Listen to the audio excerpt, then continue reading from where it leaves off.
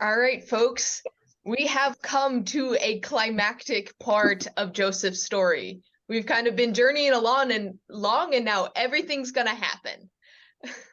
So, just to get us in the mind, knowing that like a crescendo is happening here, let's kind of just do a quick recap of where Joseph started and kind of the steps along the way. So when the first story of Joseph we hear, what's going on at the very beginning of his story? Well, he was the last born child, and significant age difference between he and his brothers. So, and if I recall correctly, he was it Rachel? Rachel's only child? Okay, so came from a very privileged position. So somebody else can carry on. Yeah, so we start with him as the favorite son of the favorite wife, who is significantly younger in the whole situation. So what is, like, just, we're moving quickly here. So what's the first kind of thing that sets everything off? Does he have a dream that he interprets that indicates he's going to be they're going to be under him in some way, and I think they get really annoyed about that. Right.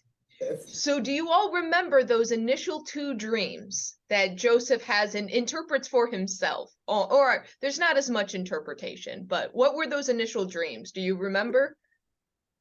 One had something to do with stars, didn't it? How many stars in the sky or something? Yep, so that was the second dream, that Joseph is standing outside and the sun, moon, and stars all seem to bow down to Joseph. And there's 12 stars. Do you remember the first one? Yeah, I think one had to do with corn sheaves or something, or wheat or whatever he's, and there's one is Joseph, and then there's 12, 11 or whatever it is, and they bow down, right? Right. And so we have like the stacks of grain, and the 12 stacks of grain bow down to Joseph's stack of grain. Right. And so because he shares this with his family, as has already been mentioned, was less than excited about this. And so what do they do in response? So throw him in a pit. Yeah. So they strip him of his clothes and they throw him in a pit. But we skipped over his tattling on his brothers and being sent out by his father to check on what his brothers were doing and coming back and getting his brothers in trouble. Yeah. Okay. Yeah. So he's also, we glossed over the tattletale, but then Dad sends him out again to check on the brothers. So that's the massive. When he's in the pit, Reuben is his advocate and says, don't kill him, or don't, they didn't think that was a good idea. I can't remember why I don't know what Reuben's motivation was, but he just sensed that it was going to be a problem. He was the eldest. He was the eldest, and he was the eldest, so he was responsible for selling him. And then Judah gets the idea, let's sell him instead. And so he's sold off to Egypt, and then he lands where? Egypt. And then we get the whole incident with Potiphar, the guy who buys him, which, once again, how does the story shake out with Potiphar? He got thrown in jail because the wife lied about him and said that he was trying to seduce her, and he ran off, and she had grabbed a piece of his clothing. And yep. So what was happening before the attempted seduction? How were things going before that kind of shook out? He was good at what he did. He was put in charge of the household, I believe. Yeah, Gary, what were you saying? Well, everything that Joseph touched or got involved in just either multiplied or just bloomed. And so he was very successful as a manager of everything that he was given responsibility for. Yeah. Mary Ellen, did I see you try to jump in there too? Well, I was saying that things went really well, that he was managing all of Potiphar's properties and income. And I mean, mainly he was running Potiphar's whatever, his domain, what he had of it, nothing comparable to the Pharaoh, but he was in charge and he was managing all of the affairs, which, you know, kind of precedes what he did for the Pharaoh, that he wasn't inexperienced when the Pharaoh put him in charge. Right. But then the incident that Sue, you brought up happened, the seduction, the wife, and I'm glad you pulled out or remembered of she grabbed his outfit and he kind of like disrobed in order to get away. There's a point to all of this. Anyway, so once again, he's in trouble and he ends up in prison. So how does his prison time go for him? Well, it turns out pretty well. At first, of course, he was pretty miserable, but then he showed his leadership skills again and was in charge of the prisoners. Yep. So once again, he does really well. Everything that he touches turns to gold. And then where did we leave off last? Like, let's see, what was last week? Yes. So what happened last week? This is when he interprets the dreams of the cupbearer and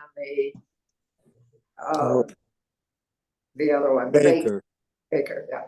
And the cupbearer is going to do well, and the baker is going to be hanged. And it's just as he interpreted the dreams. And he asked the cupbearer to tell his master about him and how good he was at doing dreams, but he forgot. He forgot, exactly. All right, so thanks for bearing with me. I wanted to make sure some of these details were fresh in our minds, because we're going to see how all of the things that you mentioned kind of have a place in the story today. So today's chapter is fairly long. There's a little bit of repetition, but I wanted to keep the chunk of the story together. I was tempted to cut it apart, but it seemed like we should keep this together. So the story, or this chapter, opens not with Joseph, but straight away with Pharaoh and Pharaoh's dream. So what kind of symbolism do you see in this dream? There's like once again, if you notice, this is our third set of double dreams. So Joseph had double dreams. We have the double dream of the cupbearer and the baker, and now Pharaoh has double dreams. So what are some of the other symbols that you can draw out? What are some of the key images, and does it draw anything to mind? What's going on in these dreams? Well, it's foretelling a famine, for one thing. I don't know exactly how that, it's kind of like these cows are. The cows come out of the Good water. times are going to end and they're going to have a famine. Right. So the first dream, you've already said it, is cows. So like what kind of imagery do we think of when we see a cow? What are some of the associations here? Food, milk, healthy harvest for them to be eating. I mean, they had fields to browse or whatever they did, and kind of a really healthy economy to support sleek cows. And they provided in turn their meat and etc. So it was a cycle that needed every part of it to be healthy. Yeah. They were certainly strange cows, since they were carnivorous and ate one another. I wondered why they pick something, you know, which truly, you know, to the average person would appear quite fantastic, you know, Mm. and sort of unimaginable. The same way, I suppose, with one ear of corn eating another, you know. Yeah. Just But it- the fact that what they chose to illustrate it seems a little strange. But dreams are like that, so they don't make sense lots of times. But then you're right, it is kind of a weird thing to think about. But the dreams often are Mhm. senseless. So are the cows just standing around, or are they what exactly happens? Because there's a key image here that I don't want to miss about the cows. Oh, Where you do they said come from? they come up out of the river and they're eating the reeds that are growing alongside the river. Mm-hmm. So why this is a key image here, and thanks Larry for bringing that out. The Nile is the source of Egyptian fertility. Yeah. So the fact that the cows are coming out of the river, and cows, I don't know as much about Egyptian mythology and what all the animals play, but I know in many cultures, cows are symbols of fertility because we drink their milk, and a lot of products are made out of milk. I mean, the Promised Land is the land of milk and honey. Cows are seen as a thing of abundance coming out of the Nile. Mary Mhm. Ellen, I saw your hand. That's Okay. So we have these symbols of fertility coming out of a river which is seen as fertile, and they're eating the reeds, and the first 7 lustrous coat, they look good, they're nice and fat, everything's well. And then we have these other ones that are coming out who are ugly. Skinny. What was that, Sue? They're skinny. Right. But they were able to eat the fat cows. And what detail are we getting after they eat the fat cows? What happens to the skinny cows? They stay the They same. skinny.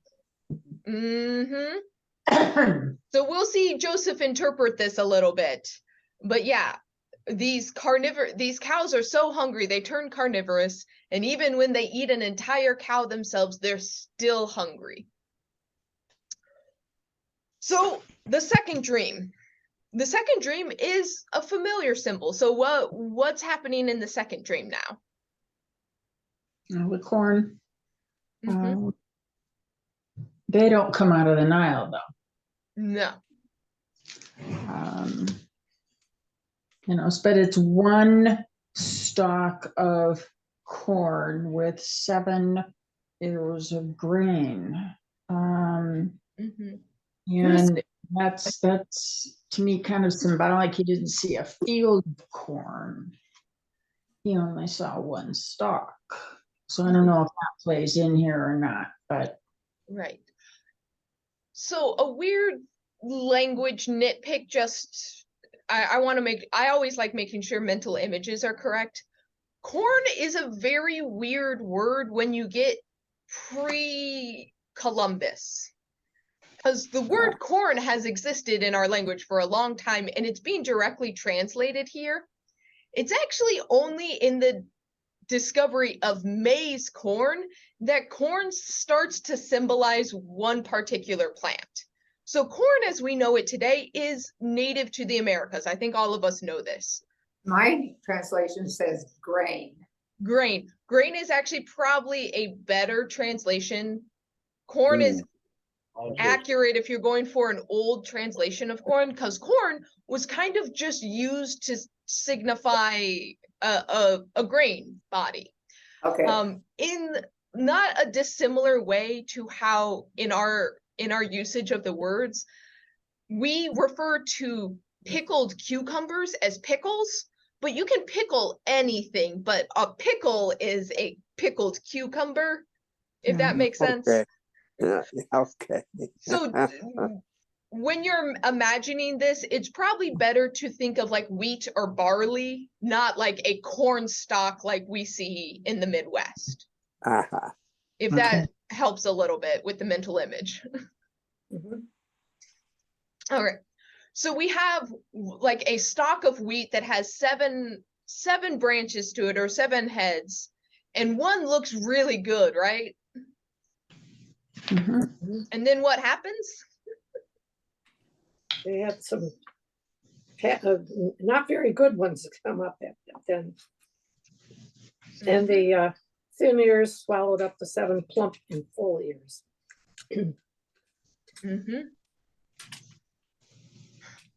So kind of the same thing, a little bit fantastical. We don't think, I mean, carnivorous plants are not that common, and nor is wheat or does it eat other plants, but we get the same fantastical thing where the skinny ones kind of consume the other one and no change is had. So with the balance of, on the one side we have cows and on the other side we have grain, why have these 2 different images? Is there anything specific why you would have a cow and a wheat? Yeah, Mary Ellen? Well, I think they're symbolic because you're talking about life, and all of mammal type life can be represented by a cow, and everything that comes out of the earth that we use can be represented by the plants. And so basically you've covered all of the life forms at the time. I mean, that's, and so then the dreams go on, and the healthy portions of the life forms of the cattle, of the grain, are consumed, they're destroyed. And the other grain or the other cattle that consume them aren't any healthier for it. So, it's kind of like a whole story about life and being destroyed. That's awesome. I think that's a good way to see it. I mean, if my mother always said, like, stay on the edges of the grocery store, and like on one side you're gonna get all your plant matter, basically your fruits and vegetables, all the produce. You go along the back wall, you get your dairy, your eggs, and your meat, and it doesn't bring up chickens, but you kind of have most of it there. When we think of like a symbol for food, it's often you get plant matter and you have animal matter, and so we have those 2 big categories covered. Right. Any other thoughts? Cows eat grain, do they not? Cows eat grain.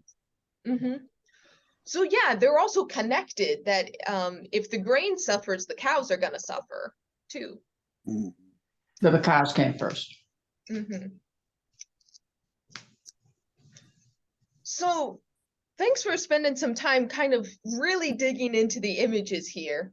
What we see is that Pharaoh brings up these dreams and he goes to his normal people, and the magicians and all the normal people that interpret dreams, and they're kind of like, or maybe they're giving interpretations that don't feel right. We don't know, but no one's really able to crack the code on this one. And so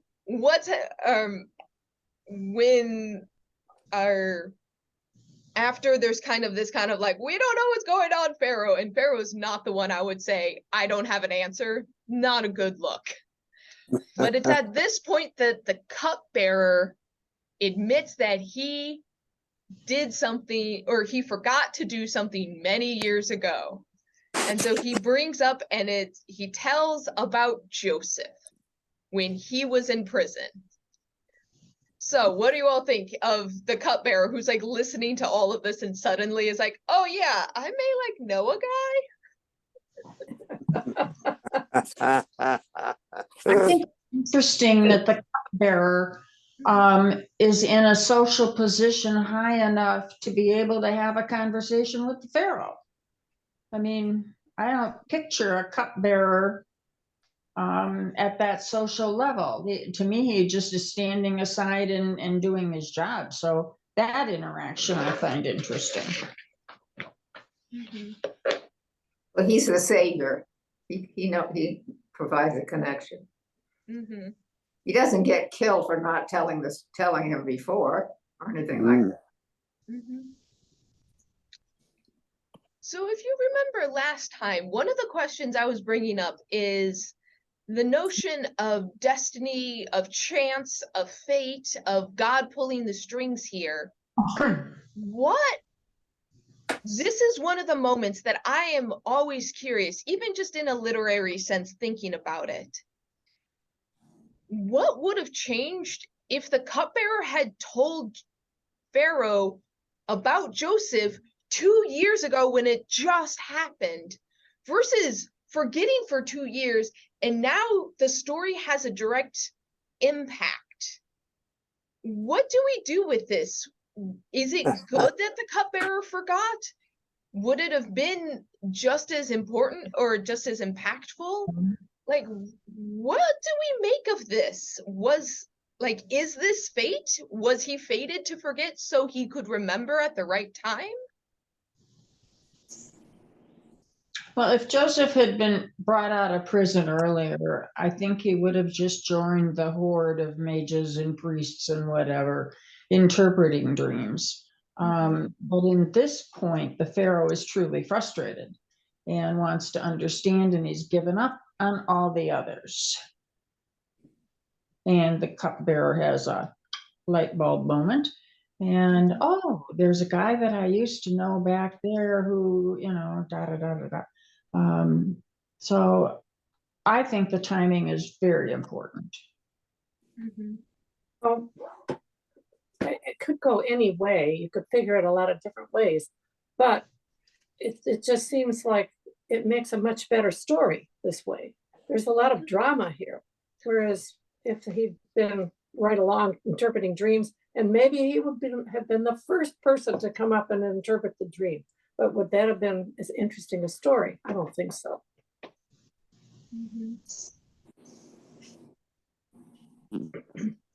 So here is actually one of the points where I actually see a touch point of not just like the story, but thinking about our experience.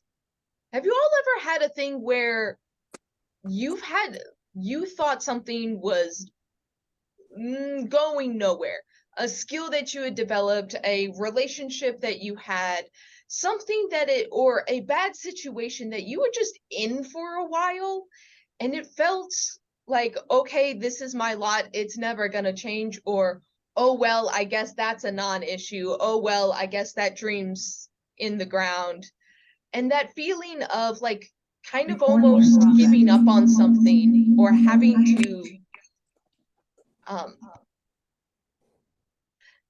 to have a moment where things were almost at a pause, and then later on it actually came up, and the thing that you thought was dead, something that a dream was dead, or a skill that you had kind of given up on that you didn't think was useful anymore, a relationship you once had, all of those things.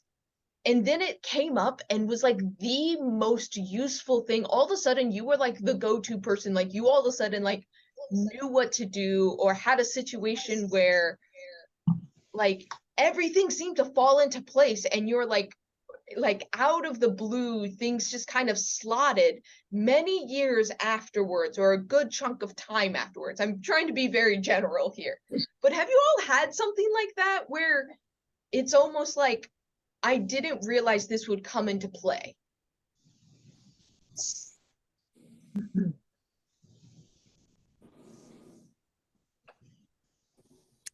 Well, the only thing I can think of, and it's not dramatic or anything, but my sister and I grew up in the same family, and we were close, and I thought I knew everything about her. And recently she started inadvertently telling me things that she remembered, or some things she struggled with, and I had absolutely no idea.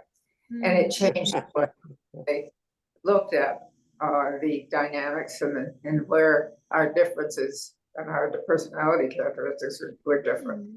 I hadn't thought about it before. So, and I'm sure nobody grows up in the same family. Everybody is like a different family. So, but it's really made a difference. Yeah. And the same thing happened with my mother. She told me things when she was, I think, she had just been diagnosed with breast cancer, and she started talking more about her childhood. She always talked about it, but that just, the light went off, and I began to went on and see what made her the kind of person she was. Okay. It made me more compassionate. I don't think you're talking about things like that. You're talking about that's political thing.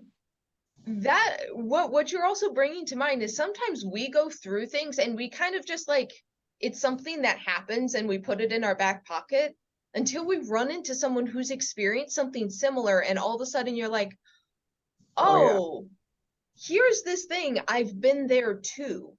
Yes. And it's like not something you thought to like bring out. I'm getting a weird glare on my screen, sorry about that. But all of a sudden it's like applicable in this situation, and someone who needs comfort or someone who like wants to know they're not alone, all of a sudden you're kind of able to live into that and be that person. Or sometimes old friends reach out and you didn't know that they had still remembered you or needed you. I don't know.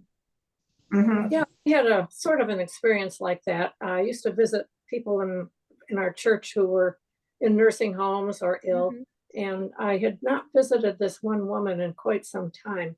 And I was on my way home from someplace, and I started thinking about her, and I thought, I think I better go see her. And I don't know what made me think it, but I did. And it happened that she was very close to dying.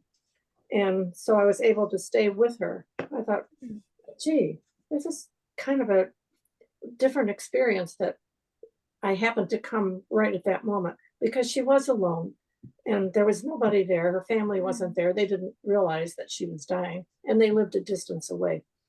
And I was so glad I was able to be there with her as she passed away. So it was kind of a thing that I don't know why I got that, but I just thought, I think I better go visit her. Yeah. So it's a similar situation, I guess. Sort of a similar thing.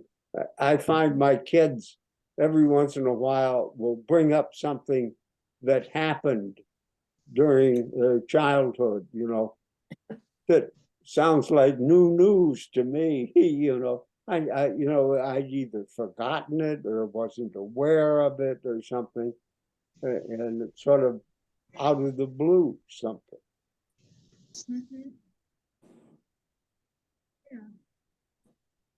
I just had an email yesterday from my best junior high and high school friend. We're still in contact, but she sent me a photo of my 3 high school pictures, the little pictures we used to give to each other.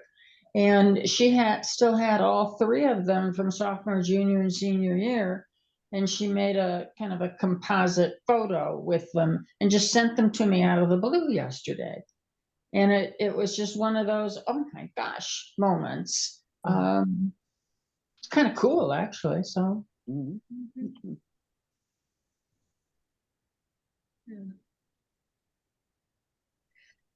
Yeah, thanks for sharing, y'all. It's interesting the ways that, sometimes people pop out of the blue and situations pop out of the blue, and you didn't know you needed it, or you didn't know it was the perfect thing at the time. But I've had even situations where someone just reaches out and says, hey, and I'm like, I needed that.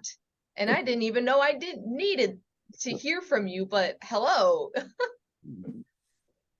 I don't know. It's interesting thinking that sometimes there's can be times where it seems like things wait And you don't always want to wait, and then things come back into play actually when they're needed, but not always when they're expected. Mhm. Yes. Anyways, so from this moment, Joseph is remembered. He comes back into play. And we're told that it has been 2 whole years since the remembrance. And here is where things start kind of replaying back through Joseph's story. So one of the first things that happens is Joseph is brought out of the pit. The word is sometimes translated as dungeon, sometimes it is pit, which is almost, it's the same word that is used when his brothers initially throw him into the pit. Oh, So here he is being pulled out of the pit. Mhm. This is also a similar word that that's often used in the Psalms when they say, like, I am in the pit, in going down to Sheol is a common phrase. So in a way, this is almost like a symbolic being raised from the dead. He's being brought out of the pit. He is no longer socially dead. He is being brought up. And what happens? But he's given a shave and new clothing. Yeah, he's cleaned up. He's cleaned up. But this is why, like, we went through some of this. All the times he was like lowered down, he was stripped of his clothing. First, he was stripped of the fancy jacket. Then he was stripped of Potiphar's, or the outfit he was wearing in Potiphar's house. But now he's taken out of his prison clothes and put into nice clothes, because you have to look nice to see Pharaoh. Mhm. So he's brought out of the pit, given new clothing. Pharaoh talks to him and says, I've had this dream, no one can interpret it. And his response is, what's Joseph's response to, no one can interpret my dreams? Can you? God Larry. will interpret it.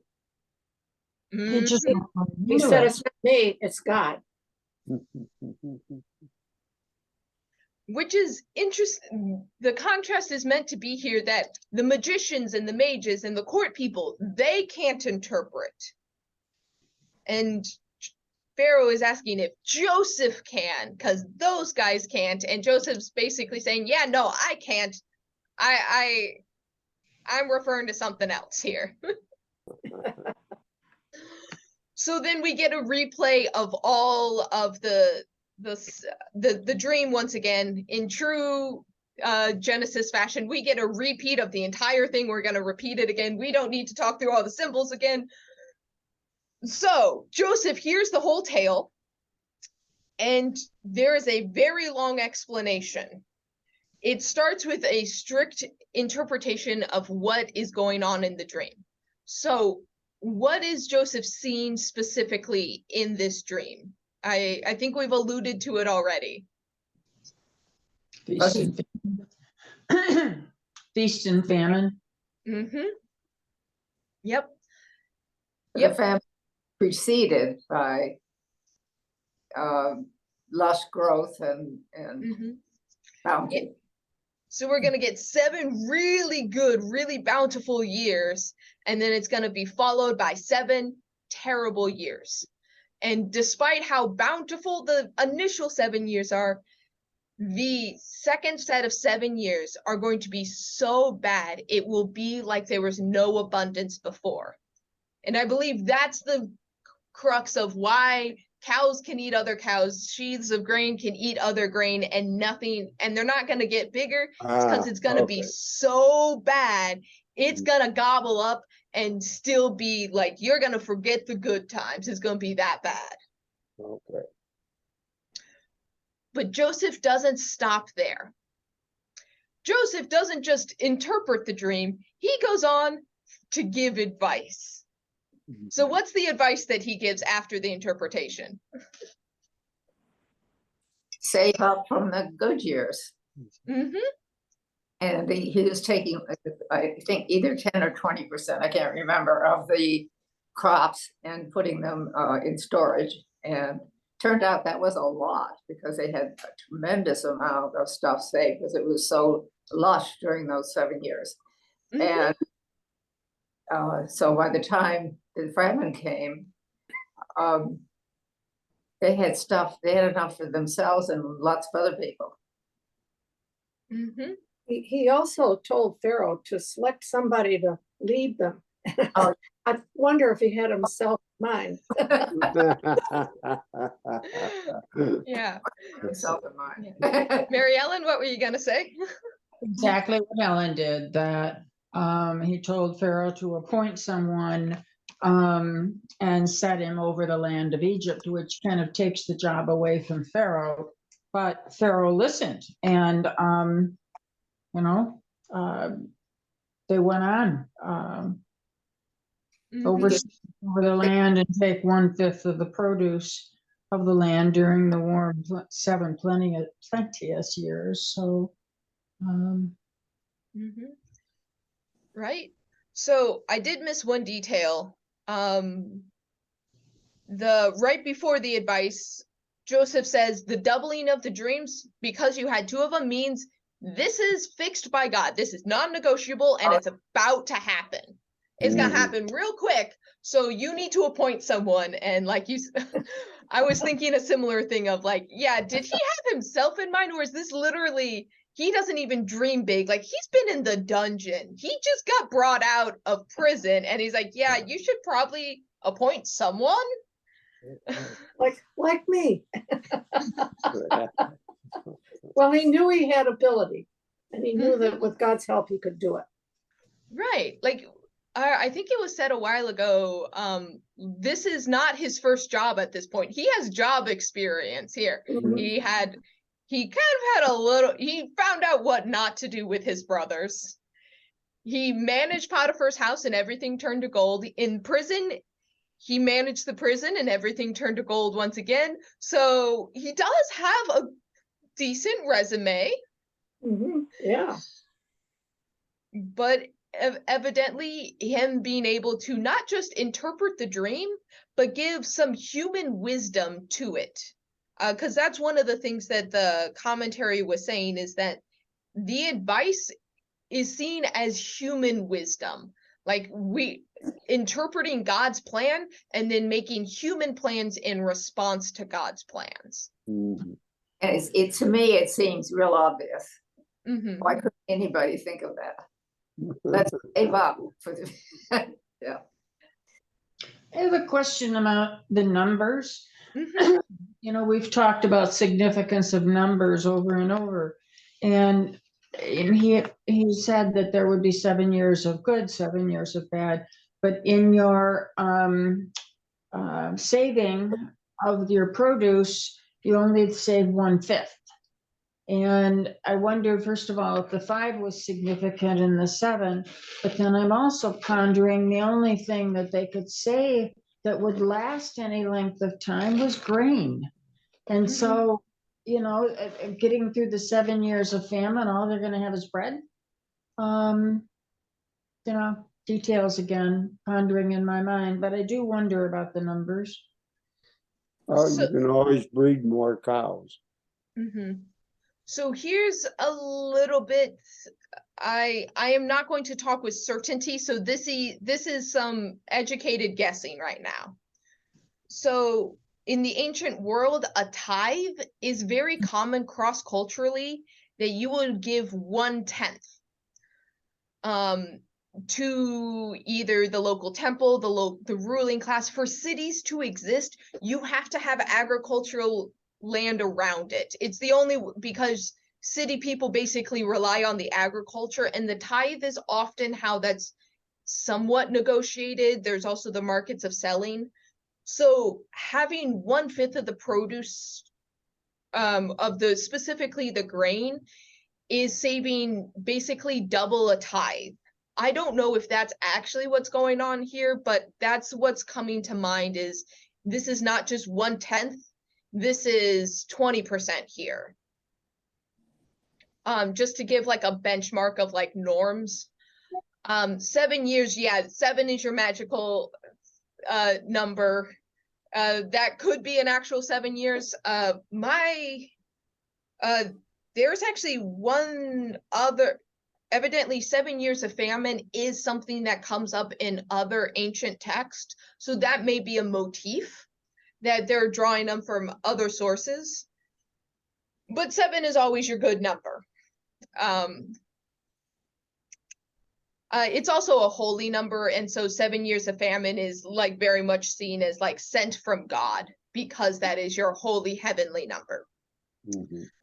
But about why saving grain, I mean, notably, you can't really, they don't have refrigeration or deep freeze to save meat or dairy or anything like that.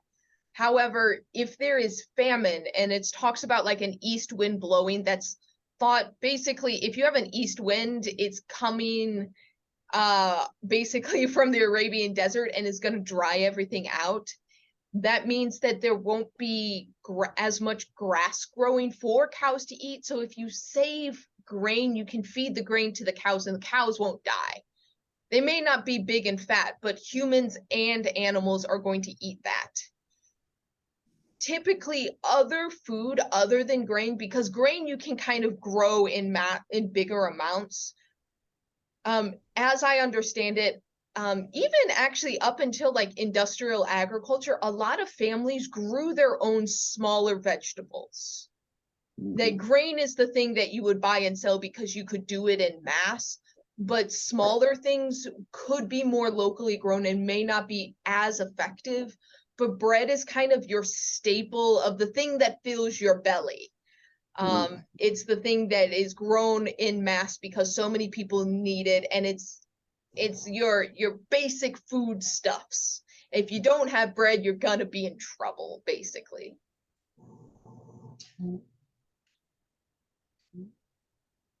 And they would have to save more to provide for the famine rather than just their 1/10. They have to Exactly, put right. away more in order to take care of that. You're right. And so Joseph, so let's talk about the actual saving. So Joseph is then given another wardrobe change. He isn't just put in nice clothes to see the Pharaoh. All of a sudden, he's given Pharaoh's signet ring. He is number 2 in the land. He bows to no one but Pharaoh himself, and he's given an even fancier outfit because he is Pharaoh's right-hand man. He gets a wife as well. So he gets a wife of a priest. He gets a fancy robe. He gets the signet ring. He rides What do you in all the think? chariot. Oh yeah, he also gets a chariot. Yeah. And then he has children, but that's about probably the next chapter. It's very hard to believe for me that Pharaoh would be willing to give up that much power, but I think it makes him look good too. Must make Pharaoh look good that he's found Joseph to save them.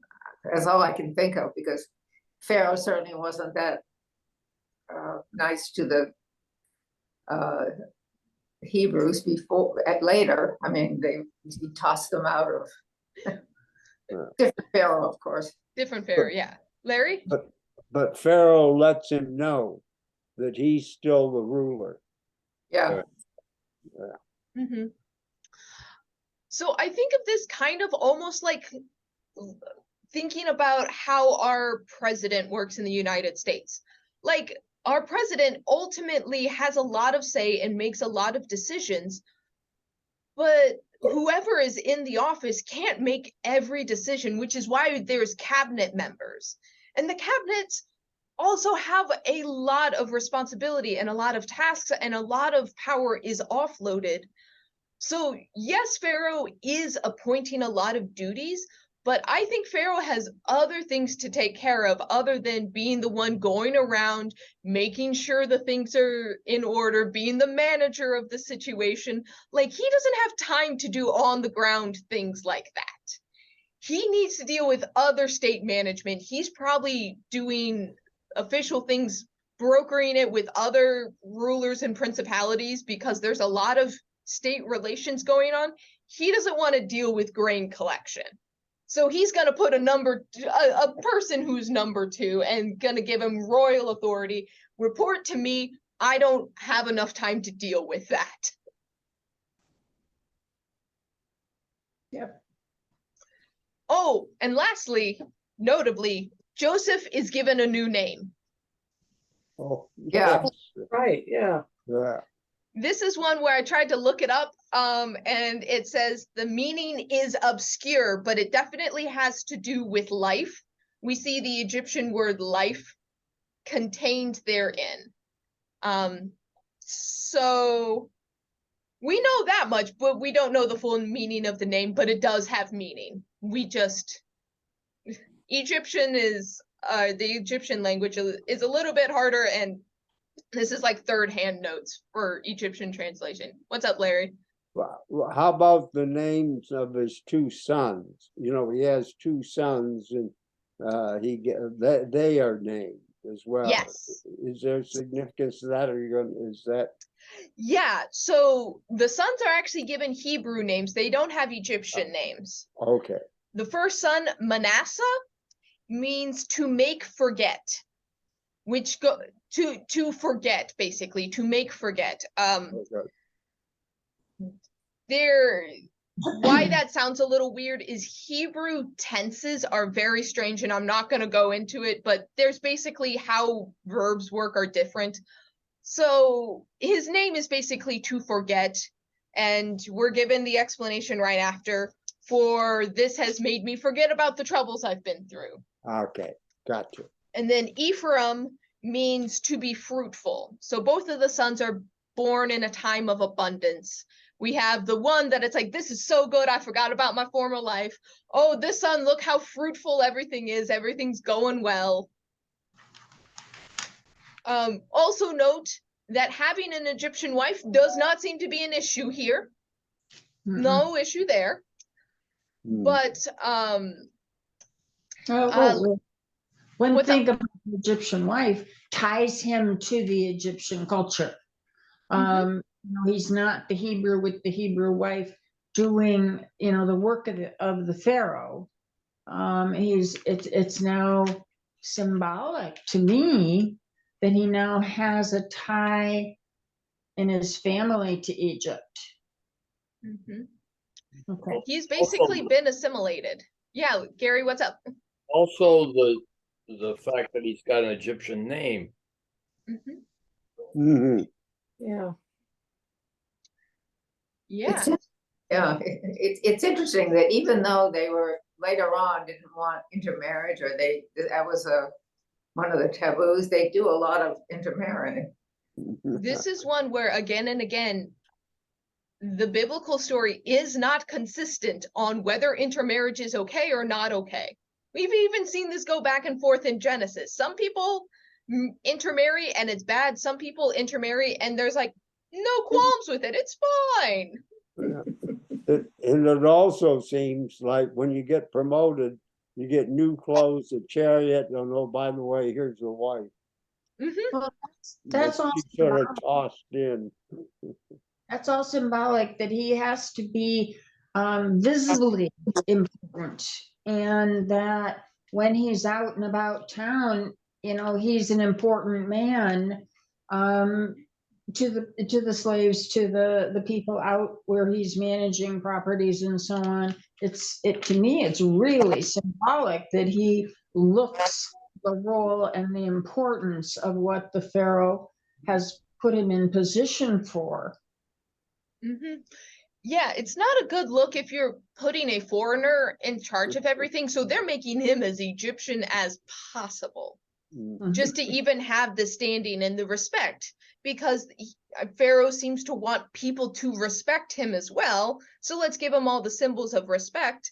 And notably, the wife is the daughter of a priest, basically a high priest. This is about as like fancy of a wife as you can get. And yeah, it's probably it's a political marriage.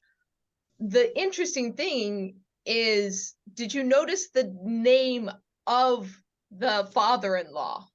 Yep. Mary Ellen, I'm seeing you nod. What did you notice?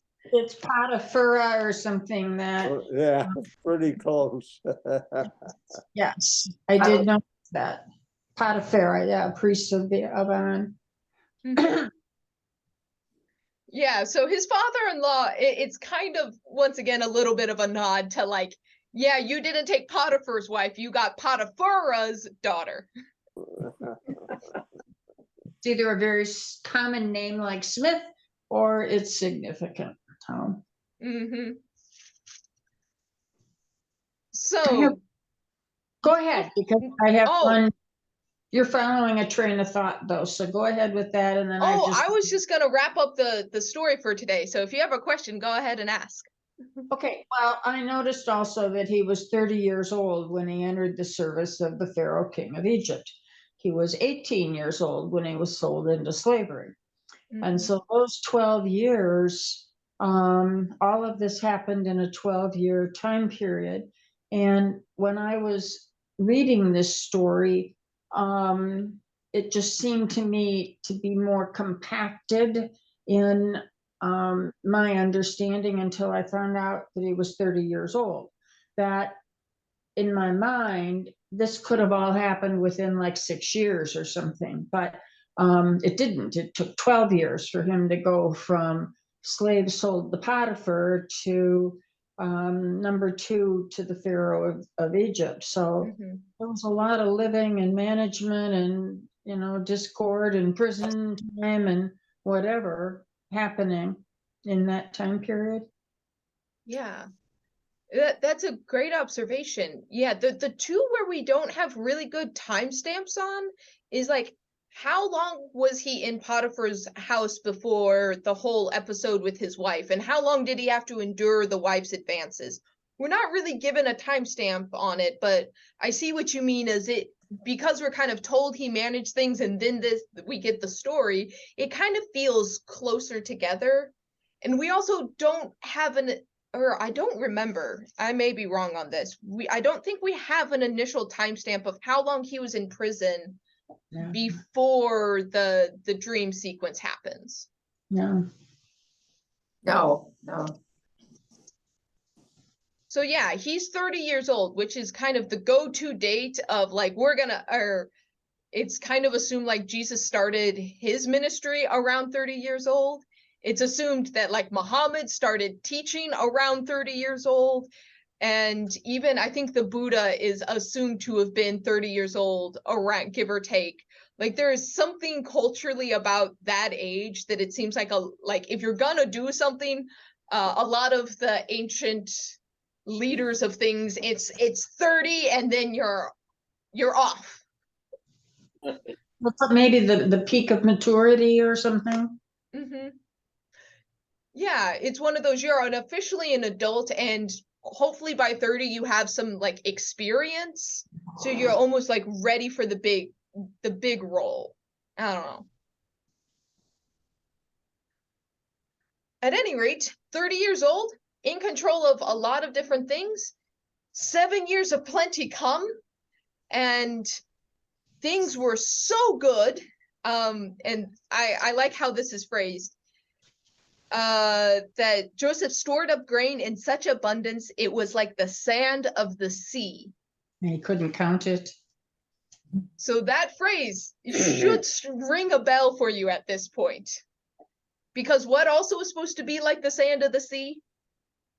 Children, how many children you got? Yeah. That was one of the initial promises to Abraham, that his descendants shall be as abundant as the sand of the sea.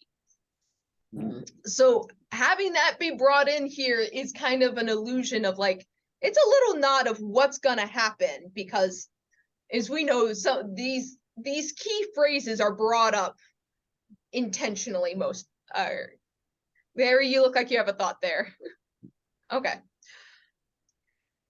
And so they stopped measuring it because it was so much, but then the famine in 7 years comes, like Joseph said it would, and it is bad. It is bad, and this is the point where people are coming not just within Egypt, but from around the area, coming to Pharaoh being like, food, please. And he says, go to Joseph. We've planned for this. And this is actually something that we do see as historical truth. That there's many records from around this area that anytime food was scarce, people tended to go to Egypt, because famine did strike Egypt, but because of the regular flooding of the Nile, their food sources were a little bit more dependable. And it does look like they did keep up stores of food. So a lot of people would come to Egypt. Egypt would also make bank when this happens because notably, they're selling the grain. They're not just giving it away, they're selling it. So Egypt always seemed to profit when they had good, big stores of grain. But we do know in the ancient world, a lot of people did flock to Egypt every time their food was scarce. So what do you think of the story now? So that kind of brings us all around. Joseph has had his situation turned all the way around. He once again correctly interpreted a dream, and now it's coming true. What do you think? Yeah, Mary Ellen? Well, I'm impressed by the Pharaoh. That just from these two dream interpretations, and maybe Joseph also had a reputation, he trusted Joseph to the extent that during 7 years of bounty, which would seem, like becoming the status quo, he trusted Joseph enough to go with his advice to store the grain, to store what they could. And, that the Pharaoh stuck with this when politically there may have been some repercussions that the Pharaoh was doing this, or the Pharaoh's life went on in other directions, whatever, that I think it would have been easy to lose track of the importance of this. But the Pharaoh didn't lose track of it. He kept it as one of his priorities so that Egypt was able to survive and help others as well. And I'm just impressed by the dedication of the Pharaoh to Joseph, to his dream interpretation, to letting him manage everything. Yeah. Yeah, 7 years is quite a long time to stick to a goal. Particularly when you're not seeing any reason to, Yeah.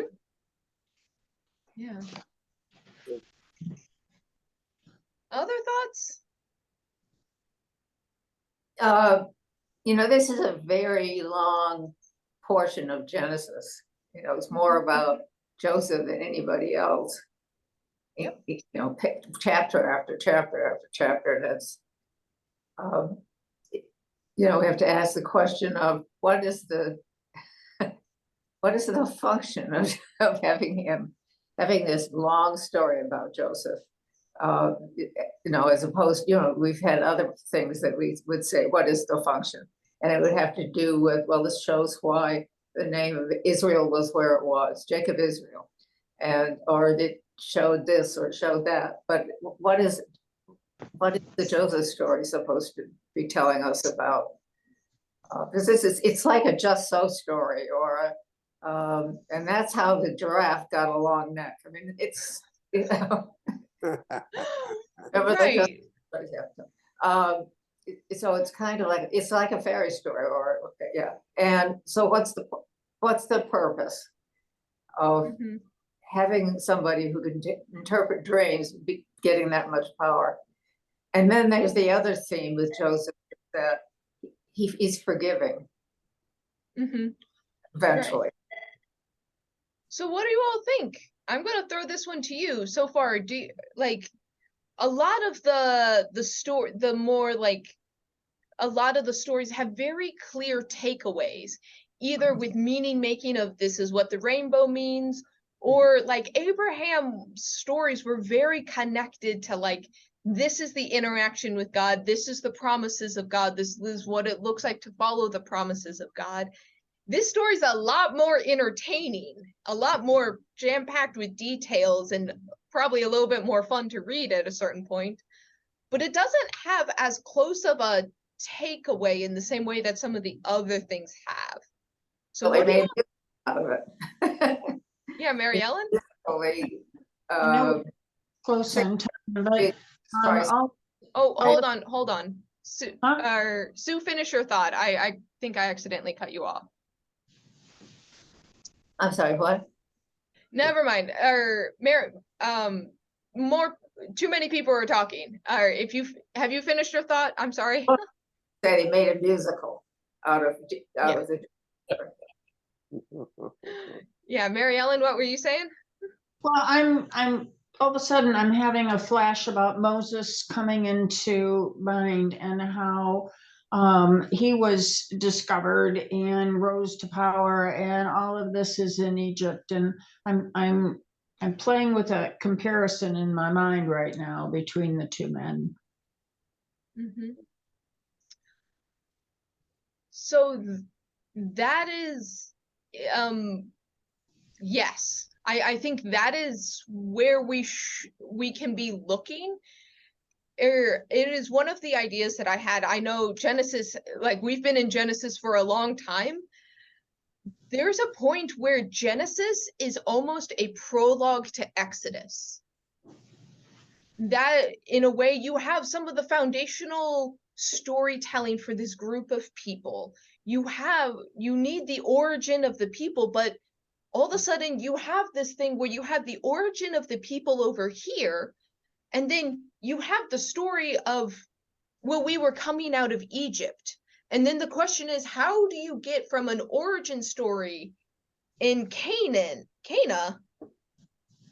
to a group of former slaves in coming out of Egypt? And so this is the connective tissue of explaining how the descendants of Abraham, which is the origin of this group of people, their identity, and how do you connect it to a group of people wandering in the Sinai desert? So this is how we get from that story to this, or from this story to that story. Yeah, we don't know how they all became slaves, because right now they're being treated, Joseph is being treated like a. So if we want, when we finish Genesis, we can continue on in Exodus, because the story really does continue, and it's meant to. The second half of Exodus is, you actually get the beginning of Leviticus in the second half of Exodus. So we could even go into, some of your law and covenant, and a lot of the commandments are in actually Exodus, not always Leviticus. But the first half of Exodus is a continuation of the story. And you hear, once again, how a people that were basically the family at the right hand of Pharaoh get to be slaves. And you get that, and what happens and how they end up in that situation. So it goes there. But we have to, if you want that, you have to actually continue all the way through into the next book. So well, I always read ahead. But it's a long. The tail of this story is particularly long. At any rate, this is very soon. All right. Well, I'm looking at the time here, and we are past 11. So any other final thoughts as we wrap up for today?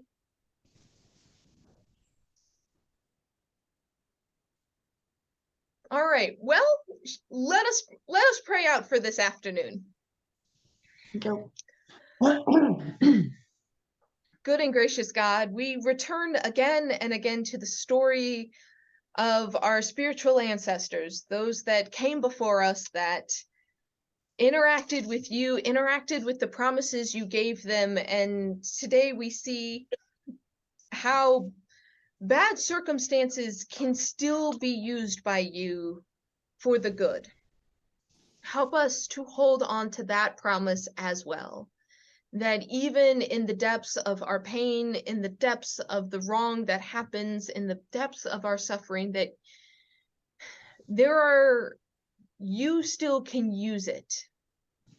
We don't always know when, and we don't always know how, but we know that you can redeem even the depths of being thrown into prison and have our gifts not always recognized. But God, we ask that you always give us that glimmer of hope. Help us to always reach out when we feel that tickle of the Spirit asking us to remember, to reach out, to remember and to act on those things. So guide us as we go through the rest of the week, that we may always feel the pull of your Spirit in all of our lives. We pray all these things in Jesus' name. Amen. Amen. All right. Thank you all. Thank Thank you. you. See you next week.